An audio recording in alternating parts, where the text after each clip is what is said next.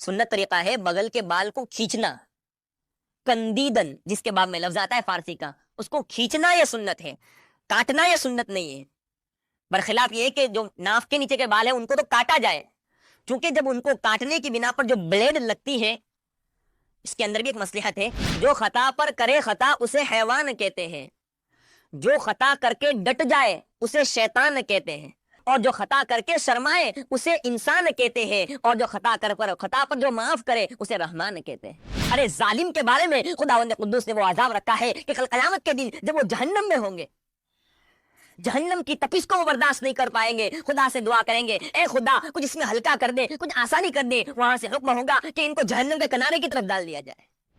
ارے یہیں پر رحم نہیں کیا، یہیں پر ظلم پر حد نہیں کیا۔ جب یوسف علیہ السلام نیچے جانے لگے، گر گئے، پھر اوپر سے آواز دی اے یوسف اے یوسف اے یوسف۔ یوسف علیہ السلام سمجھے کہ میرے بھائی کو رحم آ گیا، مجھ کو شاید بچانے کے لیے آ جائیں گے۔ یوسف علیہ السلام نے نیچے سے آواز دی تو کہا کہ کیا ابھی بھی تو زندہ ہے؟ اوپر سے پتھر مارنے کے لیے شروع ہو گئے۔ فرشتوں کے اندر حیرانی ہو گئی کہ بالآخر کیا بات ہے کہ یہ مومن بندہ ہے، یہ اللہ کو ماننے والا ہے، یہ اللہ کو سجدے کرتا ہے، لیکن آخری وقت کہیں اس کو تڑپا کے اس کو پیاسا مارا گیا، اس کو پانی نہیں پلایا گیا۔ اور ایک یہودی جو اللہ کا نافرمان، اللہ کا انکار کرنے والا، لیکن آخری وقت کے اندر اس کی تمنا پوری کی گئی۔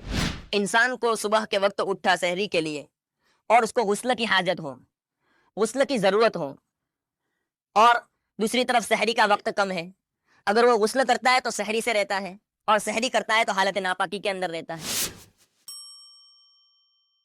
من الشیطان الرجیم بسم اللہ الرحمن الرحیم قال انی لیحزننی ان تذهبوا به واخاف ان یأکله الذئب وانتم عنه غافلون قالوا لئن أكله الذئب ونحن عصبة إنا إذا لخاسرون فلما ذهبوا به وأجمعوا أن يجعلوه في غيابة الجب وأوحينا إليه لتنبئنهم بأمرهم هذا وهم لا يشعرون وجاءوا أباهم عشاء يبكون قالوا يا أبانا إنا ذهبنا نستبق وتركنا يوسف عند متاعنا فأكله الذئب وما أنت بمؤمن لنا ولو كنا صادقين۔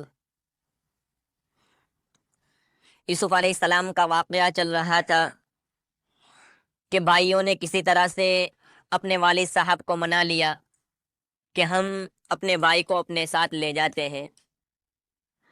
والد صاحب کسی طرح سے تیار نہیں ہو رہے تھے۔ اس کی وجہ یہ تھی کہ انہوں نے ایک خواب دیکھ رکھا تھا کہ یوسف علیہ السلام ایک پہاڑی پر کھڑے ہیں اور 10 بھیڑیے ان کو چاروں طرف سے گھیرے ہوئے ہیں، اس حال میں کہ وہ اس پر حملہ کرے یا کچھ اس کو نقصان پہنچائے، مگر زمین ان کو نگل لیتی ہے۔ یعقوب علیہ السلام اس خواب کی تعبیر یہ نکالتے ہیں کہ 10 بھیڑیوں سے 10 اس کے بھائی مراد ہیں، اور یوسف علیہ السلام کو جو زمین نگل لیتی ہے اس سے مراد کہ ان کو زمین کے اندر دھسا دیا جائے گا یا کسی کنویں کے اندر کوئی گہری جگہ میں پھینک دیا جائے گا۔ قابل تعجب بات یہ ہے کہ یعقوب علیہ السلام نے جب اپنے بیٹوں کو خواب میں دیکھا تو بیڑیوں کی شکل میں دیکھا، اور یوسف علیہ السلام نے جب خواب دیکھا تو اپنے بھائیوں کو ستاروں کی شکل میں چمکتے ہوئے دیکھا۔ یہ دونوں کے خواب میں فرق کیوں آیا کہ ایک شخص دیکھتا ہے ان کے خواب میں وہ بھیڑیوں کی شکل میں ہے جو کہ گمراہی کی طرف، گناہوں کی طرف اشارہ کر رہے ہیں، اور دوسرے طرف یوسف علیہ السلام خواب میں دیکھتے ہیں ان کو ستاروں کی شکل میں کہ وہ 11 ستارے اپنے بھائیوں کو دیکھتے ہیں جو کہ ہدایت کی طرف اشارہ کر رہے ہیں۔ جس خواب کی تعبیر 11 بھائیوں سے ہدایت ملتی ہے اور یہاں پر ضلالت اور گمراہی ملتی ہے۔ اس کا جواب یہ ہے کہ یعقوب علیہ السلام نے جس حالت میں ان بیٹوں کو اور 11 بھائیوں کو خواب میں دیکھا تھا وہ ان کے گناہوں کی حالت تھی، وہ ان کے توبہ کرنے سے پہلے کی حالت تھی۔ توبہ کرنے سے پہلے کی حالت ان کی بھیڑیوں کی طرح تھی، چونکہ انہوں نے اپنے بھائی کے قتل کا ارادہ کیا تھا، چونکہ انہوں نے اپنے والد صاحب کے دل کے دکھانے کا ارادہ کیا تھا، چونکہ انہوں نے ایک باپ اور بیٹے کے درمیان میں تفریق کا ارادہ کیا تھا۔ اس گناہوں کی بنا پر ان کی شکل بھیڑیوں جیسے تھی، لیکن جب یوسف علیہ السلام نے خواب میں دیکھا تھا یہ ان کی وہ حالت تھی جو توبہ کے بعد تھی۔ اللہ سے تائب ہونے کے بعد کی ان کی حالت تھی، اللہ سے توبہ کرنے کے بعد کی ان کی حالت تھی، اور توبہ کرنے کے بعد ان کی حالت ایسی ہو گئی جیسے کہ ستارے۔ اس سے یہ بات کی طرف اشارہ بھی ملتا ہے کہ انسان بالآخر وہ معصیت ہی کا پتلا ہے، جس کو کسی گجراتی میں بہت اچھی کہوت ہے کہ انسان ماتر بھولنو پاتر، انسان ماتر بھولنو پاتر، انسان اس سے معصیت ہونا، اس سے گناہ کا ہو جانا کوئی بعید بات نہیں ہے۔ اس لیے کسی کہنے والے نے کیا خوب کہا ہے کہ جو گناہ کر کے، جو گناہ پر پھر گناہ کرے، جو خطا پر پھر خطا کرے، اسے حیوان کہتے ہیں۔ حیوان ایک مرتبہ غلطی کرے گا، اس کو ڈانٹو گے، اس کو مارو گے، دوبارہ وہی غلطی کرے گا۔ جو خطا جو خطا پر کرے خطا، اسے حیوان کہتے ہیں۔ جو خطا کر کے ڈٹ جائے، اسے شیطان کہتے ہیں۔ چونکہ شیطان نے خطا کیا آدم علیہ السلام کو سجدہ نہ کر کے، اور پھر اس نے اللہ کے سامنے ڈٹ گیا، اور اس نے کیا کہا تھا؟ خلقتنی من نار وخلقتہ من طین، کہ تو نے آدم کو مٹی سے پیدا کیا۔ یہاں پر بھی حسد ہی تھا۔ اس لیے کہتے ہیں کہ آسمان میں جو سب سے پہلا گناہ ہوا وہ حسد کی بنا پر ہوا، اور زمین میں بھی جو سب سے پہلا گناہ ہوا وہ حسد کی بنا پر ہوا۔ آسمان میں سب سے پہلا حسد کی بنا پر یہ گناہ ہوا کہ جب شیطان کو حکم ملا کہ تو سجدہ کر آدم علیہ السلام کو، اس نے فوراً حجت کی، خلقتنی من نار وخلقتہ من طین، کہ تو نے مجھ کو آگ سے پیدا کیا اور آدم کو مٹی سے پیدا کیا۔ مٹی کا خاصہ یہ ہے کہ وہ نیچے کی طرف جاتی ہے، اور آگ کا خاصہ یہ ہے کہ آگ اوپر کی طرف جاتی ہے۔ جو اوپر کی طرف جاوے وہ بلند، جو نیچے کی طرف جاوے وہ نیچا، جو اوپر کی طرف جاوے وہ افضل، اور جو نیچے کی طرف جاوے وہ مفضول۔ افضل مفضول کو سجدہ نہیں کر سکتا، لہذا میں آدم کو سجدہ نہیں کر سکتا۔ یہاں پر ان کا حسد لیٹ آیا، جس کی بنا پر وہ راندہ دربار کر دیا گیا، اور آدم علیہ السلام کے ایک بیٹے حابیل اور قابیل میں سے قابیل نے جو حابیل کو قتل کیا تھا، اس کا بھی سبب یہی تھا کہ اس نے اپنے بھائی پر حسد کیا تھا۔ تو دنیا میں جو سب سے پہلا گناہ ہوا اس کا سبب بھی حسد بنا، اور آسمان کے اندر جو سب سے پہلا گناہ ہوا اس کا سبب بھی حسد بنا۔ تو جو خطا کر کے خطا پر پھر ڈٹ جائے اسے شیطان کہتے ہیں، اور جو خطا کر کے شرمائے اسے انسان کہتے ہیں، اور جو خطا پر جو معاف کرے اسے رحمان کہتے ہیں۔ خطا کرنا یہ انسان کا خاصہ ہے، لیکن خطا کرنے کے بعد شرمانا یہ بھی انسان کا خاصہ ہے۔ یوسف علیہ السلام کے بھائیوں نے خطا کی، یوسف علیہ السلام کے بھائیوں نے گناہ کیا، یوسف علیہ السلام کے بھائیوں نے ان کو اپنے والد سے الگ کیا، لیکن بعد میں انہوں نے توبہ کی، اپنے والد سے کہا کہ ہمارے لیے مغفرت کی دعا کیجیے۔ تو یہاں پر یہ خواب کی تعبیر کا فرق ان توبہ کی بنا پر لازم آیا تھا۔ بالآخر کسی طرح سے یعقوب علیہ السلام یوسف علیہ السلام کو لے جانے کی اجازت دیتے رہے۔ یوسف علیہ السلام کے تمام بھائی ان کے والد صاحب کے سامنے بڑی خوشی کے ساتھ، کوئی کندھے پہ بٹھاتا ہے، کوئی ان کو گلے گردن پہ بٹھاتا ہے، اور اس طرح سے لے جاتے ہیں۔ اور جیسے ہی یعقوب علیہ السلام کی نظروں سے اوجھل ہوتے ہیں تو ایک بھائی یوسف علیہ السلام کو زمین پر پٹک مارتا ہے کہ چل تو اپنے پیر سے، اور کوئی کہتا ہے کہ تو وہی ہے جس نے خواب دیکھا تھا کہ 11 ستارے مجھ کو سجدہ کرتے ہیں۔ ارے سجدہ کرنے کی بات تو بہت دور ہے، ابھی تو آگے چل، ہم تیرے ساتھ کیا کرتے ہیں۔ بھائیوں کا برتاؤ بدلتا گیا، ان کے ساتھ ظلم کرنے لگے، یہاں تک کہ کنویں کے پاس پہنچتے۔ جب کنویں کے پاس پہنچتے ہیں اور یوسف علیہ السلام کو جب کنویں میں پھینکنے کا ارادہ کرتے ہیں تو یوسف علیہ السلام کبھی ایک بھائی کا پیر پکڑتے ہیں، اس سے بھیک مانگتے ہیں کہ میرے بھائیوں تمہیں کیا ہو گیا ہے کہ تم میرے قتل کے ارادے پر پڑے ہو، تمہیں کیا ہو گیا ہے کہ تم مجھ کو اس کنویں کے اندر پھینکنے کے لیے تیار ہو رہے ہیں۔ وہ جب بھائی کے پاس گیا، اس بھائی نے ایک تماچا رسید کیا، اس کو مارا، دھکے دیا، وہ دوسرے بھائی کے پاس گیا، بھیک مانگتے رہے، مگر کسی کو رحم نہ آیا، وہ ظلم کی حد تک پہنچ گئے تھے، یہاں تک کہ وہ کھڑے ہوئے تھے کہ ایک بھائی نے ان کا کرتا نکال لیا۔ تو یوسف علیہ السلام ان کے سامنے بھیک مانگنے لگے، ان سے کہنے لگے کہ تم کیا کر رہے ہو، یہ کرتا تو میرے جسم پر رہنے دو تاکہ اگر میں زندہ رہوں تو یہ میرا لباس بنے، اور اگر میں مر جاؤں تو میرے لیے کفن بن جائے۔ لیکن ان بھائیوں کو رحم نہ آیا، ان میں سے ایک بھائی نے وہ کرتا بھی نکال لیا، یوسف علیہ السلام کو برہنہ کر دیا گیا، ظلم کی حد کر دی ان بھائیوں نے۔ وَكَانَ الْإِنسَانُ ظَلُومًا جَهُولًا، یہ انسان بہت بڑا ظالم ہے اور جاہل ہے۔ اللہ کو سب سے زیادہ کوئی ناپسند گناہ ہے تو وہ ظلم کا گناہ ہے۔ آج ہم اپنی زندگی کو ٹٹولے، ہمارے اندر کس طرح کا ظلم پایا جا رہا ہے۔ ہر شخص آج ظلم پر تلا ہوا ہے، آج ہر شخص حاکم میں ہے، اور اپنی محکوم پر، اپنے نیچے رہنے والوں پر ہم ظلم کرتے ہیں۔ ارے کوئی ظلم کے گناہ کو تو سوچے، انسان کے روگٹے کھڑے ہو جاتے ہیں ظلم کا گناہ کے اوپر، خداوند قدوس کیا کیا عذاب دینے والا ہے۔ آج ہم بات بات پہ اگر ہماری طاقت ہوتی ہے تو فوراً اپنے ہاتھ کو بلند کر دیتے ہیں اور لڑائی شروع کر دیتے ہیں۔ آج ہمارا خاصہ ہو چکا ہے لڑنا جھگڑنا، اور لڑنے جھگڑنے میں ظلم ہوتا ہے، بلکہ قتل کا ارادہ تک کرتے ہیں۔ اور حدیث شریف میں ہے القاتل والمقتول کلاہما فی النار، کہ قاتل اور مقتول دونوں جہنم میں جائیں گے۔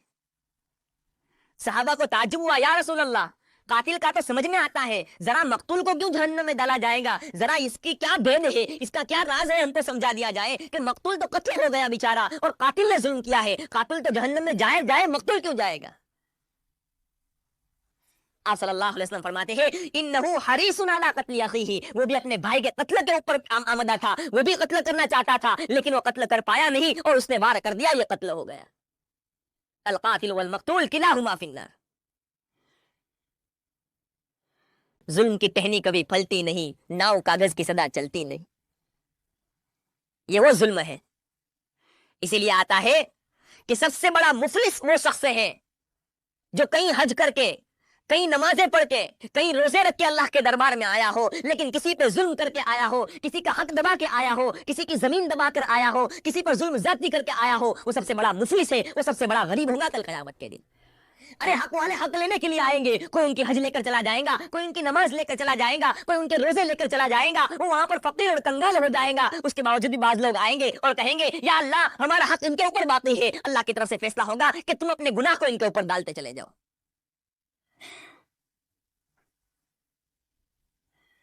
اس دن ہر شخص کو ان کے نفس کے بدلے میں جو ظلم کیا ہوا ان کا حق ادا کیا جائے گا، تاکہ بعض کتابوں میں آتا ہے کہ عرش کے نیچے سے ایک آواز نکلے گی کہ اے میرے بندو، میں نے اپنے گناہوں کو، تمہاری خطاؤں کو معاف کر دی، لیکن آپس میں جو تم ایک دوسرے کے حقوق ہے ان کو فیصلہ کرا کے آؤ۔ فرمایا جاتا ہے کہ اکثر لوگ ان آپس کے حقوق کی بنا پر جہنم میں ڈالے جائے، اس ظلم اور زیادتی کی بنا پر۔ آج ہم میں سے ہر ایک ظلم کرتا ہے اپنے ماتحت رہنے والے کو، اپنے نوکروں پر، اپنے بیوی بچوں پر، اپنے گھر والوں پر، اپنے بھائیوں پر، باپ ہے تو بیٹے پر ظلم کرتے جا رہا ہے۔ اگر کسی نے دست رسی دے دی تو اس کا مطلب یہ نہیں کہ ہم کسی پر ظلم کریں۔ اللہ کی وسعت بھی اتنی بڑی ہے، اللہ کی پکڑ بھی اتنی بڑی ہے۔ نبی کریم صلی اللہ علیہ وسلم کی جو وہ حدیث ہے کہ 7 آدمی کل قیامت کے دن عرش کے سائے کے نیچے ہوں گے، اس میں سے ایک وہ حاکم ہوگا جس نے عدل کیا ہوگا۔ تو کسی نے حرص کی کہ بھئی حکومت کس کو مل سکتی ہے، ہر ایک کو تھوڑی حکومت مل سکتی ہے، تو کسی کہنے والے نے کیا خوب کہا ہے، ارے تو اپنے گھر کا حاکم نہیں ہے، ارے تو کیا اپنی بیٹی کا حاکم نہیں ہے، ارے تو اپنی بیوی کا حاکم نہیں ہے، اپنے تو بیٹے کا حاکم نہیں ہے، ان تمام کا تو بھی حاکم ہے۔ وہ حکومت اگر تو نے صحیح معنی میں کی، عدل و انصاف کے ساتھ کی، اگر ان کے اوپر ظلم نہ کیا تو کل قیامت کے دن اللہ کی رحمت سے بعید نہیں، اللہ اس کا عرش کا سایہ عطا فرمائے۔ ہر ایک حاکم ہے اور ہر ایک ظالم بھی بن رہا ہے۔ آج کل ہمارے لیے ظلم کرنا سب سے بڑی بات تو یہ ہے کہ ہم اس کو گناہ تک نہیں سمجھتے۔ سب سے بڑی بات تو یہ ہے کہ آج ظلم کا ہم نے ٹھیکہ پکڑ لیا اور ہم اس کو گناہ بھی نہیں سمجھتے۔ ارے ظالم کے بارے میں خداوند قدوس نے وہ عذاب رکھا ہے کہ کل قیامت کے دن جب وہ جہنم میں ہوں گے، جہنم کی تپش کو وہ برداشت نہیں کر پائیں گے، خدا سے دعا کریں گے اے خدا کچھ اس میں ہلکا کر دے، کچھ آسانی کر دے۔ وہاں سے حکم ہوگا کہ ان کو جہنم کے کنارے کی طرف ڈال دیا جائے، جہنم کے کناروں کی طرف ان کو ڈال دیا جائے۔ جب جہنم کے کنارے کی طرف جائیں گے تو وہاں پہ الامان والحفیظ کتابوں میں لکھا ہے کہ اونٹ سے بڑے سانپ اور اژدہے اور گدھے جتنے بڑے بچھو وہ انسان کو گردن اور ہونٹ کے ذریعے سے پکڑ کر کھینچیں گے، اور جب یہ تکلیف برداشت نہیں کر پائے گا انسان تو انسان جہنم کے آگ کی طرف پھر دوڑے گا، تو ان کے اوپر کھجلی مسلط کر دی جائے گی، اور اتنی کھجلی ہوگی انسان کو، کہا جاتا ہے کہ وہ اپنے ناخن کے ذریعے سے اپنے جسم کو نوچیں گے، اور نوچتے نوچتے ان کا گوشت تک ختم ہو جائے گا، ہڈیاں سامنے آ جائیں گی۔ فرمایا گیا یہ وہ لوگ ہوں گے جو ظلم کرتے ہوں گے دنیا کا۔ کیا یہ سب برداشت کر پائیں گے؟ جب یہ سب برداشت نہیں کر پاتے تو ہم اپنے بھائی پر ظلم کیوں کرتے؟ اگر کوئی آج ہم سے چھوٹا ہے یا ہم سے کم ہمت والا ہے، کم طاقت والا ہے، تو ہم اپنے ہاتھ کو فوراً اس کے اوپر اٹھا دیتے۔ ارے تو سوچ تو صحیح کہ تیرے اوپر بھی کوئی حاکم ہے، تیرے اوپر بھی کوئی مسلط ہے، تجھ کو بھی کل قیامت کے دن کوئی پوچھنے والا ہے۔ چنانچہ یہاں پر یوسف علیہ السلام کے بھائی یوسف علیہ السلام پر ظلم کیے جا رہے ہیں، ان کو تھپڑ پہ تھپڑ مارے جا رہے ہیں، ان کے کپڑے نکال دیے گئے، ان کو ننگا کر دیا گیا، اور ان کے جسم سے ایک رسی باندھی جاتی ہے، ان کے کمر کے اوپر ایک رسی باندھ کر ان کو اس کنویں کے اندر ڈالا جاتا ہے، جس کنویں کے اندر سانپ، بچھو اور طرح طرح کے وہاں پر جانور رہتے تھے، اس کنویں کے اندر یوسف علیہ السلام کو آہستہ آہستہ ڈالا گیا۔ اور جب بیچ کنویں میں پہنچتے ہیں تو ایک بھائی زور سے رسی کاٹتا ہے اور یوسف علیہ السلام سیدھے نیچے جا کر گرتے ہیں۔ ارے یہیں پر رحم نہیں کیا, یہیں پر ظلم پر حد نہیں کیا. جب یوسف علیہ السلام نیچے جانے لگے, گر گئے, پھر اوپر سے آواز دی, اے یوسف, اے یوسف, اے یوسف. یوسف علیہ السلام سمجھے کہ میرے بھائی کو رحم آ گیا, مجھ کو شاید بچانے کے لیے آ جائیں گے. یوسف علیہ السلام نے نیچے سے آواز دی تو کہا کہ کیا ابھی بھی تو زندہ ہے. اوپر سے پتھر مارنے کے لیے شروع ہو گئے. لیکن یہودا ان کو روک لیتا ہے کہ بالآخر تمہارا قصد اور ارادہ جو تھا وہ تو ہو گیا, تم کیوں اس کو اس طرح سے مار رہے. وہاں سے یوسف علیہ السلام کو جب کنویں کے اندر پھینکا جاتا ہے اور رسی کٹتی ہے, اور یوسف علیہ السلام کی نظر جب اللہ کی طرف جاتی ہے, خداوند قدوس ان کی مدد کے لیے پہنچ جاتے ہیں. جب یوسف علیہ السلام اپنے والد سے جدا ہو رہے تھے, اس وقت یعقوب علیہ السلام نے ان کو نصیحت کی تھی کہ اے میرے بیٹے, جب تجھے کوئی تکلیف آئے تو تم اللہ کی طرف متوجہ ہو جانا, اور یہ آیت اور یہ تسبیح تم پڑھنا, حسبی اللہ و نعم الوکیل, نعم المولا و نعم النصیر, سب سے بہترین مددگار اللہ کی ذات ہے. اللہ کی ذات کی طرف یوسف علیہ السلام نے جب نظر اٹھائی, خداوند قدوس حکم فرماتے ہیں, اے جبرائیل جا, میرا پیارا بچہ گر رہا ہے, پیارا بندہ کنویں کے اندر گر رہا ہے. یوسف علیہ السلام جلدی سے آتے ہیں, اور یوسف علیہ السلام جیسے ہی نیچے گرنے جاتے ہیں, یوسف علیہ السلام کو جبرائیل علیہ السلام اپنی گود میں لے لیتے ہیں. اس کو کسی کہنے والے نے گجراتی میں کہتے ہیں, جنے اللہ راکھے تینے کون چاکھے, جنے اللہ راکھے تینے کون چاکھے. جس کا محافظ اللہ ہو جائے, پوری دنیا مل کر اس کا کچھ بگاڑ نہیں سکتی. فانوس بن کے جس کی حفاظت ہوا کرے, وہ شمع کیا بجھے جسے روشن خدا کرے. جب خدا حفاظت کرنے پر آتے ہیں تو اس طرح سے اپنے بندوں کی حفاظت کرتے ہیں. اور جب یوسف علیہ السلام کنویں کے اندر گرتے ہیں تو ان کو تسلی حضرت جبرائیل علیہ السلام اپنے ذریعے سے دیتے ہیں. ان کو کھانے کے لیے جنت کے میوے پیش کیے جاتے ہیں, ان کو پینے کے لیے جنت کے مشروبات پیش کیے جاتے ہیں, اور ان کو آخر کے اندر ایک خبر دی جاتی ہے, وَأَوْحَيْنَا إِلَيْهِ لَتُنَبِّئَنَّهُمْ بِأَمْرِهِمْ هَذَا وَهُمْ لَا يَشْعُرُونَ. یوسف علیہ السلام کی طرف اطمینان کے لیے, ان کے دل کی تسلی کے لیے ایک وحی کی جاتی ہے کہ ایک وقت آئے گا کہ یہ تمام بھائی جو آپ پر ظلم کر رہے ہیں, یہ تمام بھائی جو آپ کے قتل کے ارادہ کر رہے ہیں, ایک وقت ہم ایسا لائیں گے کہ یہ تمام کے تمام بھائی بھٹکتے بھٹکتے تمہارے دربار پر آئیں گے. ہم تم کو ایک زمانے کے اندر اس دنیا کا اور مصر کا بادشاہ بنائیں گے, حکومت تم کو دیں گے, اور اس وقت یہ تمام کے تمام بھائی بھٹکتے بھٹکتے آپ کے پاس آئیں گے, لیکن آپ کو پہچان نہیں پائیں گے. لَتُنَبِّئَنَّهُمْ بِأَمْرِهِمْ هَذَا وَهُمْ لَا يَشْعُرُونَ. خداوند قدوس مدد کرتا ہے. یوسف علیہ السلام جس وقت کنویں کے اندر گرتے ہیں, اس وقت کنواں کہ جس کے اندر سانپ تھے, کنواں کہ جس کے اندر بچھو تھے, لیکن یوسف علیہ السلام جیسے ہی اس کنویں کے اندر جاتے ہیں تو کنویں کے اندر روشنی پھیل جاتی ہے. ان تمام کے تمام موذی جانوروں کو جبرائیل علیہ السلام حکم دیتے ہیں کہ اے موذی جانوروں, تمہیں بالکل اجازت نہیں ہے کہ تم یوسف علیہ السلام کو کوئی تکلیف پہنچاؤ, تم اپنے بلوں کے اندر چلے جاؤ, تم اپنے گھر کے اندر چلے جاؤ. اور یوسف علیہ السلام جیسے ہی اس کنویں کے اندر جاتے ہیں کہ ان کے حسن سے وہ پورا کنواں روشن ہو جاتا ہے.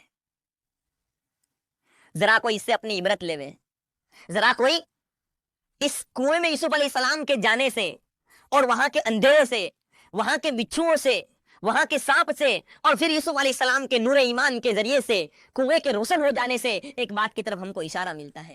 یہ ہم کو قبر کی یاد دلاتا ہے کہ قبر, اے میرے بندو ذرا قبر کو بھی سوچنا, قبر اسی طرح سے کنویں کی طرح ایک اندھیرا گھر ہے جس کے اندر سانپ ہے, جس کے اندر بچھو ہے, وہ تم کو پریشان کرنے کے لیے آئیں گے. اگر وہاں پر تمہارا ایمان ہوگا, اگر تمہارے اعمال ہوگے, تو تمام کے تمام کنواں روشن ہو جائے گا, اور ان سانپ بچھوؤں کو ذرا بھی اجازت نہیں ملے گی.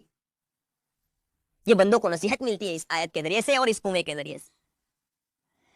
اس لیے کہتے ہیں کہ جب نیک بندہ قبر میں جاتا ہے اور جب وہ قبر میں سوتا ہے تو اس کو سر کی طرف سے جب اس کو عذاب دینے کے لیے فرشتے آتے ہیں, اس کو عذاب دینے کے لیے سانپ بچھو وغیرہ آتا ہے, تو وہاں سے نماز آ جاتی ہے اور کہتی ہے کہ تم اس کو تکلیف نہیں دے سکتے, اس نے میرے لیے تمام چیزیں قربانی کی تھی, اس نے میرے لیے دکان کو چھوڑ کے نمازیں پڑھی تھی, تم اس کو تکلیف نہیں دے سکتے. جب وہاں سے فرشتوں کو جگہ نہیں ملتی تو وہ پیر کی طرف سے آتے ہیں, تو پیر کی طرف روزے آ جاتے ہیں, اور روزے کہتے ہیں اس نے میرے اللہ کے لیے اپنے پیٹ کو قربان کیا تھا, کھانا قربان کیا تھا, اس کو تم تکلیف نہیں دے سکتے. پھر داہنی طرف سے اس کو سزا دینے کے لیے آتے ہیں تو داہنی طرف صدقے آ جاتے ہیں, پھر بائیں طرف سے آتے ہیں تو بائیں طرف کو اور نیک اعمال آ جاتے ہیں.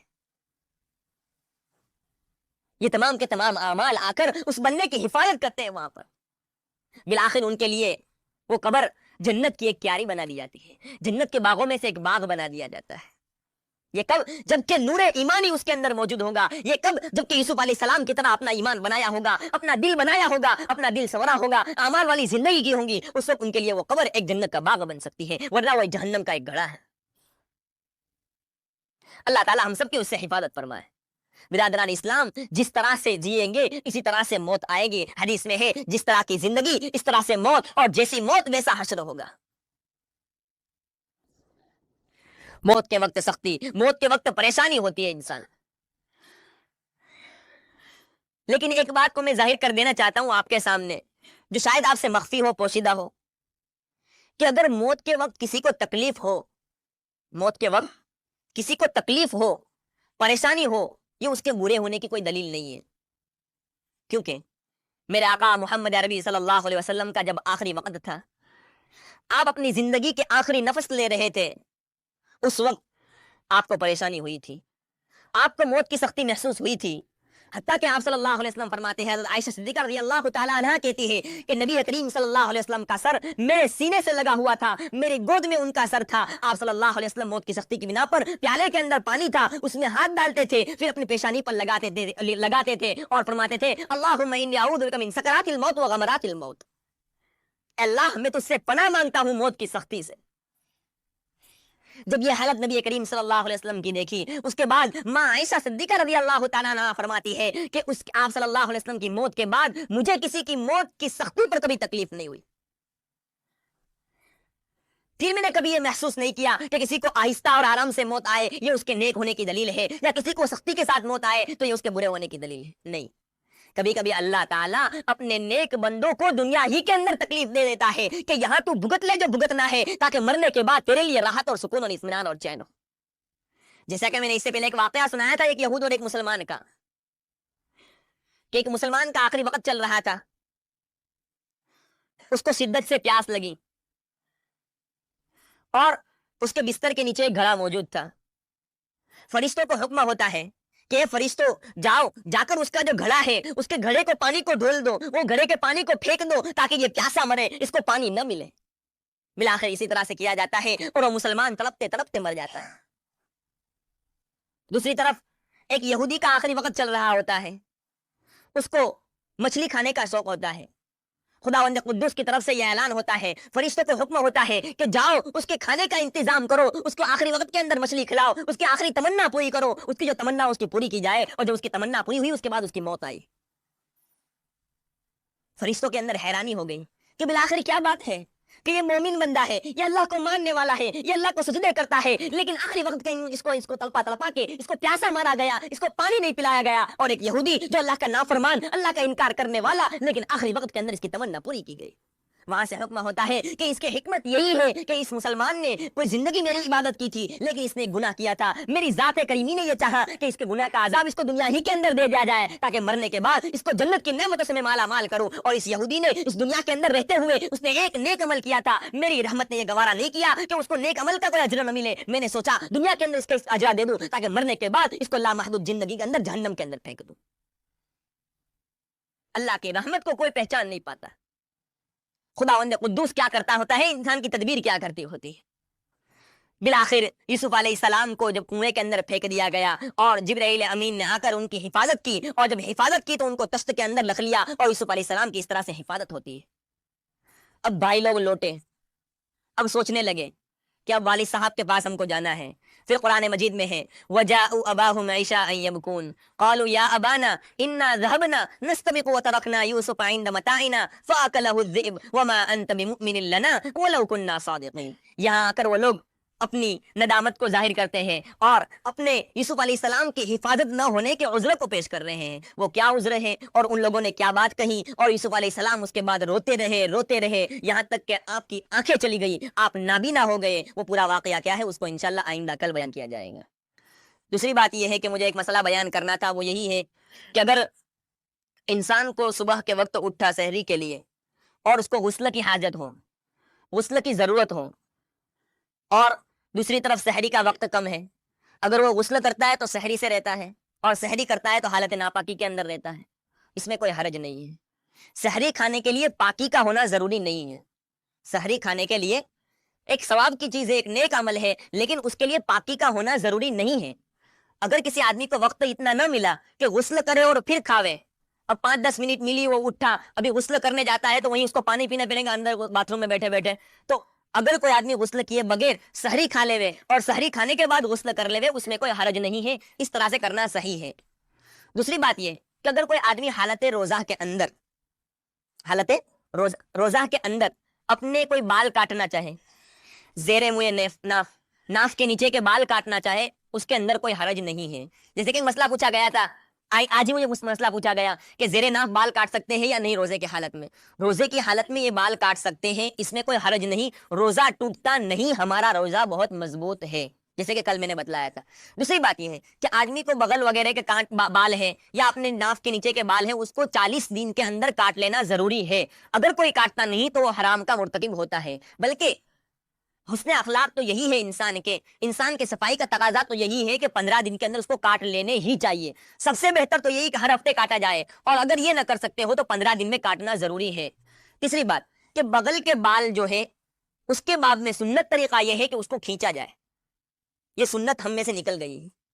सुन्नत तरीका है बगल के बाल को खींचना, कंदीदन जिसके बाद में लफ्ज आता है फारसी का, उसको खींचना यह सुन्नत है, काटना यह सुन्नत नहीं है। बरखिलाफ ये कि जो नाफ के नीचे के बाल है उनको तो काटा जाए, क्योंकि जब उनको काटने की बिना पर जो ब्लेड लगती है, इसके अंदर भी एक मसलहत है कि जब इंसान के नाफ के नीचे जो ब्लेड लगती है, वो जो लोहे लगता है, लोहा लगने की बिना पर वहां पर एक मजबूती और ताकत पैदा होती है, जो इंसान को जिमा के लिए बहुत मुफीद होती है वो चीज। लेकिन जब बगल के बाल है उसको काटा ना जाए बल्कि उसको खींचा जाए। उसको खींचने में बहुत से फवाइद हैं। एक फायदा तो ये है कि इंसान के बाल बहुत देर से आएंगे बगल के, और दूसरा फायदा यह है कि इंसान के जो बगल की बदबू होती है वो खत्म हो जाती है, आहिस्ता आहिस्ता बदबू बहुत कम आती है। और सबसे बड़ा फायदा यह है कि हमारे आका मोहम्मद अरबी सल्लल्लाहु अलैहि वसल्लम की सुन्नत है। अब आप कहोगे कि भाई हमने बहुत साल उस्तरे मारे हैं और बहुत मजबूत हो गए हैं बाल, बहुत खींचना मुश्किल है। मैं भी यही सोचता था कि बहुत मुश्किल है। मेरे एक साथी ने, हमारी हदीस आई थी इस साल पढ़ते थे हम, मेरा एक साथी था बॉम्बे का, आसिफ नाम था। उसने कोशिश की, पहले उसने हदीस आने के बाद उसने इरादा किया कि भाई कोशिश करता हूँ, हदीस है। हम लोग ये समझते हैं कि हाँ बाल खींचने से बाल तोड़ हो जाएगा। जो बाल तोड़ होता है ना, जो गुमड़ा होता है, बहुत मालूम है बाल तोड़ का, जिसमें से कोई बाल अगर टूट जाता है तो वहां पर एक गुमड़ा हो जाता है। लेकिन कोई बगल के बाल खींचने से बाल तोड़ नहीं हो सकता। हमारे आका मोहम्मद अरबी सल्लल्लाहु अलैहि वसल्लम का कोई फरमान ऐसा नहीं जिसमें किसी इंसान का फायदा ना हो। हमारा इस पर ईमान है, और इसी ईमान ने उस मेरे दोस्त को उभारा। उसने सोचा कि हो ना हो इसके अंदर फायदा है और इसमें कोई तकलीफ नहीं हो सकती। उसने कोशिश की, थोड़ी तकलीफ हुई, उसके बाद उसके लिए आसान हो गया। उसके बाद उसने मुझे कहा कि इलियास भाई तू भी शुरू करिए, एक सुन्नत है उसके ऊपर अमल हो जाए। मैंने सोचा कि क्या करूं, तकलीफ की बात तो है ही। शुरू में तो बहुत तकलीफ हुई, लेकिन इसके बाद जब शुरू कर दिया तो अब ये आसान हो गया। तो मेरी राय आप लोगों के बाब में भी यही है कि आप लोगों भी ये शुरू करिए। ये एक सुन्नत है जो हम में मुर्दा हो चुकी है, और कोई सुन्नत सल्लल्लाहु अलैहि वसल्लम उसको दोबारा जिंदा किया जाए तो 100 शहीदों का सवाब मिलता है। देने के लिए दर तेरी रहमत के हर दम है खुले, खुदा की देन का तो मूसा से पूछिए हाल, कि लेने को जाए आग और पैगंबर ही मिल जाए। छोटे छोटे सवाब होते हैं, छोटी छोटी नेकियां होती हैं, लेकिन अगर खुदावंद कुद्दूस की तरफ देखें तो इसके बड़े बड़े अजर रखे हैं। खुदावंद कुद्दूस हमें कहीं सुनी बातों पर अमल करने की तौफीक अता फरमावे। सुभान अल्लाह बिहम्दिही, सुभानक अल्लाहुम्मा बिहम्दिका, व नशहदु अल्ला इलाहा इल्ला अंता, नस्तगफिरुका व नतूबु इलैह।